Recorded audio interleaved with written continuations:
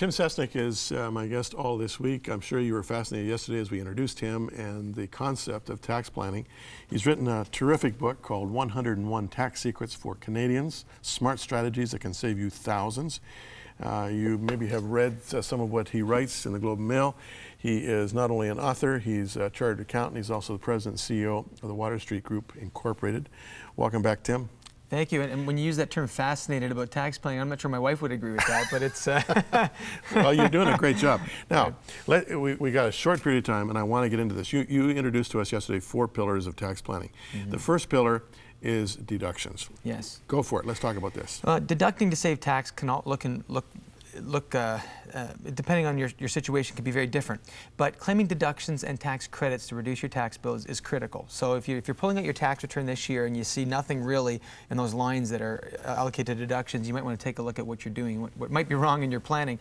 But there's a few things that I think about when I think about tax deductions. One of the things I think about, probably most obviously, is charitable giving. Charitable giving, which I know will be something that's important to a lot of our viewers, is one of those key areas of deductions or credits that can be claimed. The nice thing about charitable giving is that not only are you doing good, but you're actually getting the government to participate in your giving, because for every dollar that you give away, the government will give you back effectively 46 cents on average in tax savings. So really it's only costing you about 54 cents out of your pocket or 54 cents out of your pocket to give a dollar. So it's one of the most effective ways of not only reducing your tax liability, but actually getting the government to participate in those causes that are good for you. And what I also tell people is this: there's a certain amount of your money that's earmarked for what we call social capital. It's your social capital, meaning that no matter how much wealth you have, some of it will go to the betterment of society. You can either self-direct that social capital, meaning you choose where it goes, or you can let the government make that decision for you by handing it to them in the form of tax dollars and let the government disperse the money. I don't know about you, but I much rather self-direct my social capital, and that's what charitable giving is really all about. So not only is you're getting the government to participate in this, but you can also make sure that those dollars help those ministries or causes that you're most passionate about.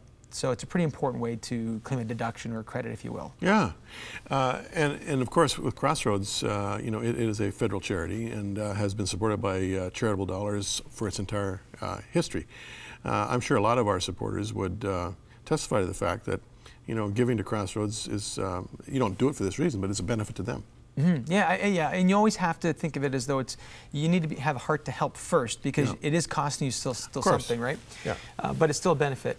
The other thing you should think about too when it comes to deductions is self-employment. Even if it's part-time self-employment, you can have a full-time job somewhere or a part-time job somewhere else.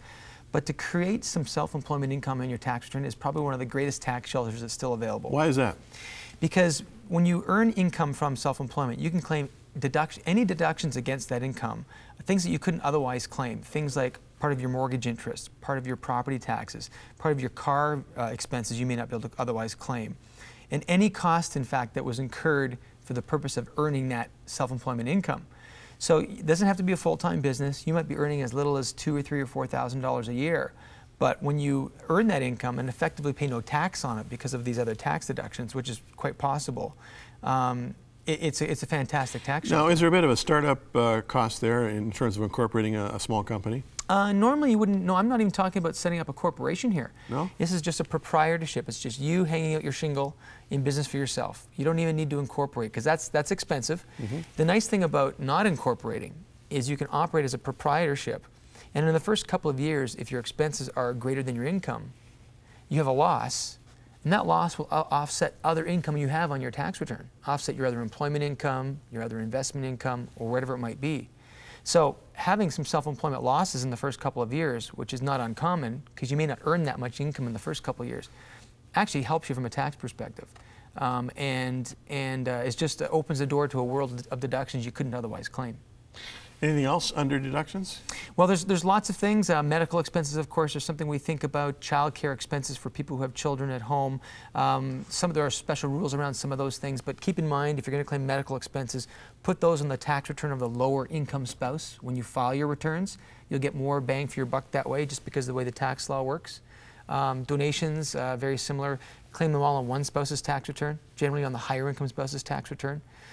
Doing those kinds of things will save you, anywhere from $50 in tax to a couple $100 in tax a year. but it all makes sense. The book is called 101 Tax Secrets for Canadians, Smart Strategies That Can Save You Thousands. And friends, we have a limited number of these books available. You can't write in for it. You got to call us or you got to log on. One or the other, the only two options.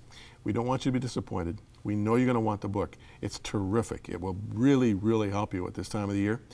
And when you ask for it, please remember your best ministry gift to Crossroads Christian Communications. This is viewer-supported television, and we really value and appreciate your support. More with Tim Cestnick tomorrow, and I'm looking forward to it. Can hardly wait. I can't believe I'm excited about taxes. I really am.